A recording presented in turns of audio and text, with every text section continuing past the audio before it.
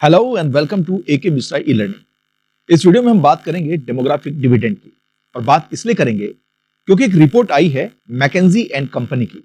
जिसमें हाईलाइट किया गया है इस बात को कि इंडिया में जो डेमोग्राफिक डिविडेंड है वहां पर क्या हम देखेंगे कि हम एक शिफ्ट देखेंगे।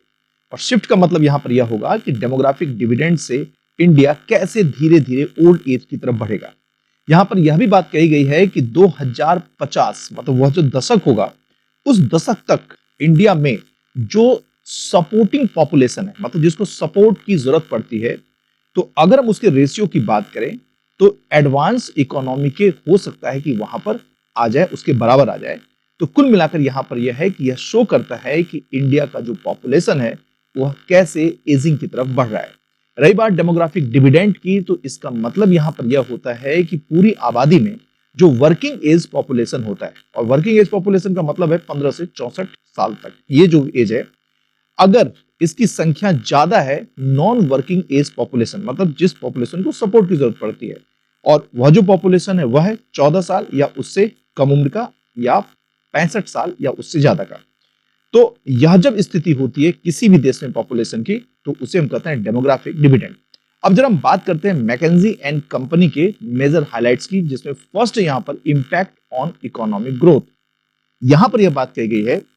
कि इंडिया का जो डेमोग्राफिक डिविडेंड है, अगर हम उसके कंट्रीब्यूशन की बात करें जीडीपी पर कैपिटा ग्रोथ में, तो 1997 से 2023 मतलब 1997 से 2023 इस बीच में अगर हम क्या देखते हैं, उसका जो कंट्रीब्यूशन है वो कंट्रीब्यूशन है 0.7 परसेंटेज पॉइंट्स। और यहां पर है कि यही कंट्रीब्यूशन 2050 तक वह क्या होगा, वह गिरेगा, और गिरकर कहां तक पहुंच जाएगा, वह पहुंच जाएगा 0.2 परसेंटेज पॉइंट तक, वो भी पर ईयर। तो क्या रिफ्लेक्ट कर रहा है? ऑब्वियस है, रिफ्लेक्ट कर रहा है कि जो यंग पॉपुलेशन का एडवांटेज है वह डिमिनिश कर रहा है यहां पर। नेक्स्ट देखिए, अगर हम राइजिंग डिपेंडेंसी रेशियो, इसके बारे में क्या कह रहा है रिपोर्ट, इसके बारे में यहां पर यह बात कही जा रही है कि इन 1997 मतलब 1997 में हम यहां पर क्या देख रहे हैं कि जो सीनियर पॉपुलेशन है, मतलब 65 साल या उससे ऊपर अगर हम देखें, तो हर एक सीनियर एज 65 और ओल्डर पर कितना था वर्किंग एज पॉपुलेशन, वह था 14। फिर नेक्स्ट देखिए यहां पर क्या है, यहां पर 2050 तक क्या देखा जाएगा, यहां जो हम देख रहे हैं कि 14 वर्किंग एज है, एक सीनियर जो एज है 65 और ओल्डर, वह घटकर कितना हो रहा है 4.6 वर्कर्स पर सीनियर, जो कि 2100 तक कितना हो रहा है 1.9 वर्कर्स पर सीनियर, जो कि आज के जापान के बराबर है। फिर फीमेल लेबर फोर्स पार्टिसिपेशन की अगर बात की जाए, तो 20 से 49 जो एज ग्रुप है, तो इंडिया में उसका परसेंटेज है कितना 29%, मतलब जो लेबर फोर्स पार्टिसिपेशन है उसमें फीमेल का कितना परसेंटेज है, वो 29% है। अगर हम इमर्जिंग इकोनॉमीज से करें उसको कंपेयर, वहां पर कितना है 50 to 70%, और हाई इनकम कंट्रीज में कितना है 74%, तो ये काफी कम है। वहीं देखिए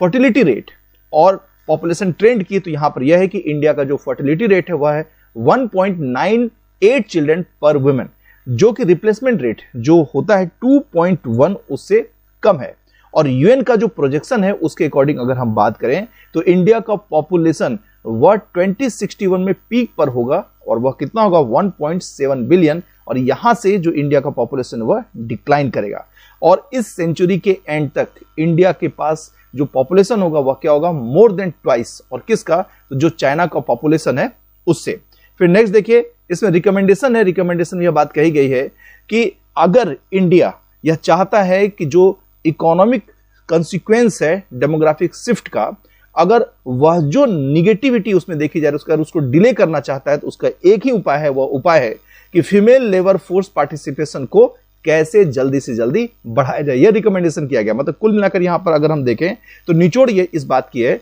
कि जो महिलाएं हैं, महिलाओं को ज्यादा से ज्यादा अब अपॉर्चुनिटी, उनके लिए अपॉर्चुनिटी क्रिएट करनी होगी। वहीं डेटा, अगर हम वह डेटा बात करें इंडिया के एजिंग पॉपुलेशन की, तो इसमें देखिए कि as per the India ageing report 2023, इस रिपोर्ट के अनुसार यहां पर यह है कि जो 60 साल से ऊपर का हमारा अगर हम आबादी को देखें, तो उसका पॉपुलेशन में कितना परसेंटेज है, तो यहां पर जो प्रोजेक्शन है, प्रोजेक्शन यहां पर है कि 2022 में यह था 10.5%, जो 2050 में हो जाएगा 20.8%, और इस सेंचुरी के अंत तक अगर हम देखें टोटल पॉपुलेशन में over the age of 60 years की अगर बात करें तो वह कितना होगा 36%। तो हम क्या देखेंगे यहां पर, वह मतलब इस सेंचुरी के अंत तक वह काफी ज्यादा बढ़ रहा है। वहीं अगर हम देखें 80+ ईयर पॉपुलेशन की बात करें तो वह देखिए इसमें क्या है, इसमें यहां पर यह है कि 2022 और 2050 इसके बीच में लोग जिनका एज 80 साल से ज्यादा है, अगर हम उनके ग्रोथ के रेट की बात करें वह अराउंड होगा 279%। और उसमें भी क्या होगा, हम देखेंगे विधवाओं को और महिलाएं, आश्रित महिलाएं हैं, उनकी आबादी अच्छी खासी होगी। फिर इंडिया के डेमोग्राफिक डिविडेंड की अगर बात की जाए तो उसका देखिए, तो मौजूदा स्थिति यहां पर यह है कि इंडिया के पास डेमोग्राफिक डिविडेंड है और यह एक्सपेक्ट किया जा रहा है कि 183 मिलियन जो लोग हैं, वर्किंग एज जो पॉपुलेशन है, वह ऐड होगा 2020 और 2050 इसके बीच में। और जो डेमोग्राफिक डिविडेंड है वह पीक पर रहेगा 2041 में, जहां पर कि वर्किंग एज पॉपुलेशन का अगर हम परसेंटेज देखें टोटल पॉपुलेशन में वह कितना होगा 59%। और यह कब तक रहेगा, तो यह रहेगा 2055 तक। अब यहां पर सवाल यह है कि इंडिया किस तरह के चैलेंज को फेस कर रहा है, तो ऑब्वियस है अनएम्प्लॉयमेंट के चैलेंज को फेस कर रहा है, क्योंकि हर साल लेबर फोर्स में अगर हम डेमोग्राफिक डिविडेंड की बात करें तो उसमें 7 से 8 मिलियन यूथ उसमें शामिल हो रहे हैं। और 2000 में क्या था कि यूथ के बीच में अनएम्प्लॉयमेंट हुआ कितना था 5.7%, जो जंप करके 2019 में कितने पर आता है 17.5%। कितने का इंक्रीज है, तो यह 300% का इंक्रीज है, या मोर देन 300% का इसमें हम देख रहे हैं कि उस वह इंक्रीज कर रहा है। वहीं 2022 में यहां पर क्या है कि अनएम्प्लॉयमेंट रेट ग्रेजुएट्स में कितना था, वह था अराउंड 29%, जबकि वैसे लोग जो ना तो लिख सकते हैं ना पढ़ सकते हैं, उनका अनएम्प्लॉयमेंट में अगर हम देखें तो कितना है 3.4%, मतलब इतना ही है। ग्रेजुएट्स का हम क्या देख रहे हैं, वो ज्यादा अनएम्प्लॉयमेंट को फेस कर रहे हैं। फिर एजुकेशन स्किल गैप की अगर बात की जाए तो इसमें यहां पर यह है कि कंट्री का जो यूथ है उसका जो हम देख रहे हैं 2/5 जो हिस्सा है या उससे ज्यादा वो एजुकेटेड है, लेकिन क्या बिलो द सेकेंडरी लेवल। और जस्ट 4% मतलब 4% के पास ही एक्सेस है वोकेशनल ट्रेनिंग का। जेंडर इनइक्वालिटी की बात की जाए तो ऑब्वियस है विमेन का पार्टिसिपेशन वर्कफोर्स में काफी धीमा है, जो कि इंडियन इकोनॉमी के ओवरऑल पोटेंशियल को नहीं ला पा रहा है, उसको वह काफी सीमित करता है। तो फिर आगे क्या हो सकता है, तो आगे यहां पर यह है कि अगर हम डेवलप्ड कंट्री की बात करें तो developed country already demographic dividend का वो जो जोन था उसको वह पार कर चुके हैं। हाँ, उन्होंने अपने इकोनॉमिक ग्रोथ को इंश्योर कर लिया है। करेंटली वो फेस कर रहे हैं अपने पॉपुलेशन के एजिंग के फेज को, और टोटली अगर हम देखें तो धीरे धीरे अगर देखें तो वो माइग्रेंट्स पर डिपेंड हो रहे हैं। वहीं अगर हम इंडिया की बात करें और इंडिया जैसे डेवलपिंग कंट्री की बात करें या दूसरे पुअर कंट्रीज की बात करें तो यहां पर क्या है कि वर्ल्ड के यंग पॉपुलेशन का 90% यहां पर है। अब एक बात यहां पर यह हो रही है कि अगर इनके लिए इंप्लॉयमेंट को जनरेट नहीं किया जाता है तो फिर जो डेमोग्राफिक डिविडेंड है उसका फायदा नहीं उठाया जाएगा, तो और ये इशू बनेगा इकोनॉमी के स्टैग्नेंसी के लिए। इतना ही नहीं, यह कारण हो सकता है सोशल अनरेस्ट के लिए। तो हमने अपने इस वीडियो में